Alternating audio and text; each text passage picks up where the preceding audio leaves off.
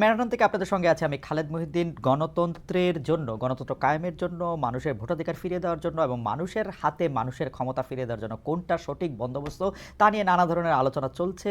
আমরা এখনই নির্বাচন চাই, সংস্কার করে নির্বাচন চাই, ডক্টর ইউনূসকে আরও ৫ বছর ক্ষমতায় দেখতে চাই, বা মোট ৫ বছর ক্ষমতায় দেখতে চাই, নাকি এখন ইলেকশন হওয়াটাই সবার জন্য কল্যাণকর হবে? এসব নিয়ে কথা বলার জন্য আজ আমাদের সঙ্গে রয়েছেন জনপ্রিয় রাজনৈতিক ভাষ্যকার এবং গণসংহতি আন্দোলনের প্রধান সমন্বয়কারী জনাব জোনায়েদ সাকি।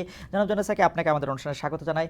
আপনি আমাদের সাথে যুক্ত হয়েছেন, সেজন্য আমাদের শুভেচ্ছা ও অভিনন্দন, কৃতজ্ঞতা জানবেন আমাদের। সবাইকে সালাম, শুভেচ্ছা, আসসালামু আলাইকুম। আপনাকে ধন্যবাদ আমাকে আমন্ত্রণ জানানোর জন্য। এবং আমাদের সাথে আরও থাকার কথা আছে গণ অধিকার পরিষদের সভাপতি এবং ডাকসুর সাবেক ভিপি নুরুল হক নূর।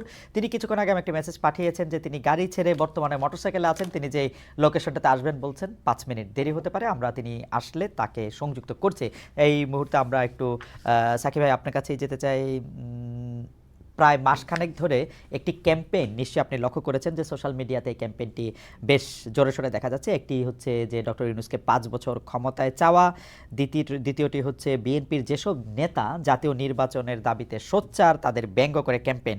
এই দুটি ক্যাম্পেইন নিয়ে আপনার অবস্থান কি, আপনাদের অবস্থান কি? কোন চাওয়াটা বা কোন দাবির পক্ষে আপনারা, অর্থাৎ ডক্টর ইউনূসকে আরও কয়েক বছর, মানে আওয়ামী লীগের যে টেনিওরটা থাকার কথা ছিল, জনপ্রিয়ভাবে এটি বলা হচ্ছে ২০২৪ সালের জানুয়ারি মাসে আওয়ামী লীগ এই মেয়াদে ক্ষমতায় বসছিল, ২০২৮-এর শেষে তাদের ক্ষমতার মেয়াদ শেষ হওয়ার কথা, সেই পর্যন্ত ডক্টর ইউনূসের থাকাই উচিত। আপনি কোনটিকে যুক্তিযুক্ত মনে করছেন, জনাব জোনায়েদ সাকিব? ধন্যবাদ। দেখুন, চাওয়ার ক্ষেত্রে তো এটা একটা সকলের স্বাধীনতা আছে, যে কোনো বিষয়ে যে কেউ চাইতে পারেন।